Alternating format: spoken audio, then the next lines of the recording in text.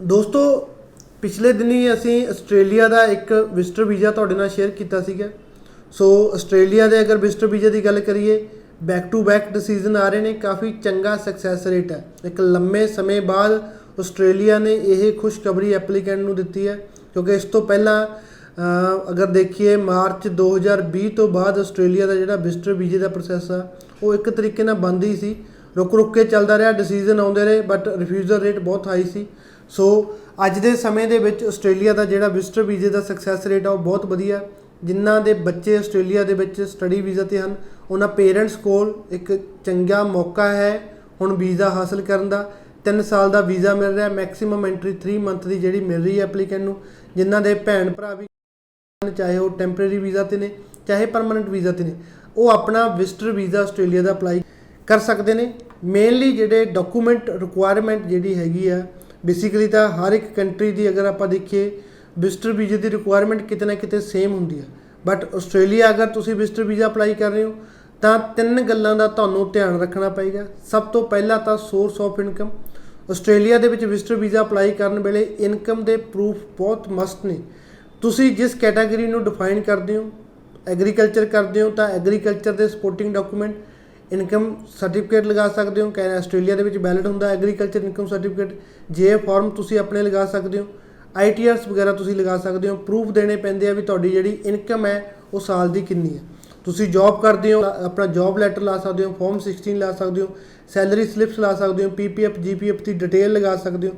ਅਲੱਗ ਤੋਂ ਬਿਜ਼ਨਸ ਕਰਦੇ ਹੋ, ਕੋਈ ਵੀ ਆਪਣੇ ਬਿਜ਼ਨਸ ਦੇ 3 ਡਾਕੂਮੈਂਟ ਦੇ ਦਿਓ। ਸੋ ਮਿਨੀਮਮ ਜਿਸ ਕੈਟਾਗਰੀ ਨੂੰ ਤੁਸੀਂ ਡਿਫਾਈਨ ਕਰਦੇ ਹੋ ਉਸ ਨੂੰ ਸਪੋਰਟ ਕਰਨ ਦੇ ਲਈ ਘੱਟ ਤੋਂ ਘੱਟ 3 ਡਾਕੂਮੈਂਟ ਤੁਹਾਨੂੰ ਲਾਉਣੇ ਚਾਹੀਦੇ ਨੇ, ਚਾਹੇ ਉਹ ਐਗਰੀਕਲਚਰ ਹੈ, ਚਾਹੇ ਜੌਬ ਹੈ, ਚਾਹੇ ਬਿਜ਼ਨਸ ਹੈ।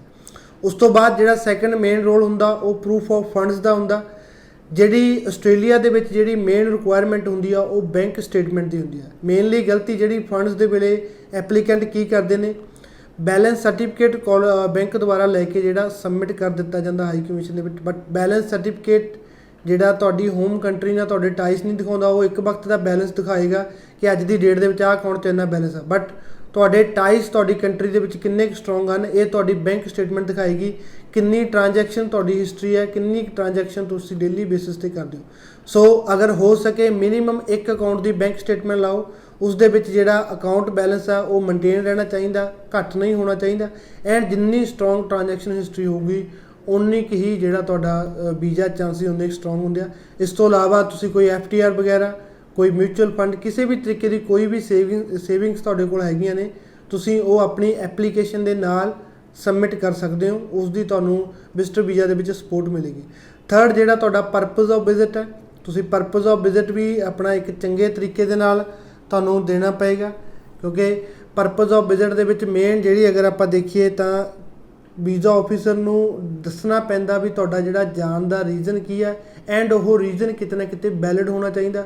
ਕੋਈ ਵੀ ਫੇਕ ਰੀਜ਼ਨ ਨਾ ਬਣਾਓ, ਉਸ ਚੀਜ਼ ਦਾ ਬੈਨੀਫਿਟ ਤੁਹਾਨੂੰ ਨਹੀਂ ਮਿਲੇਗਾ।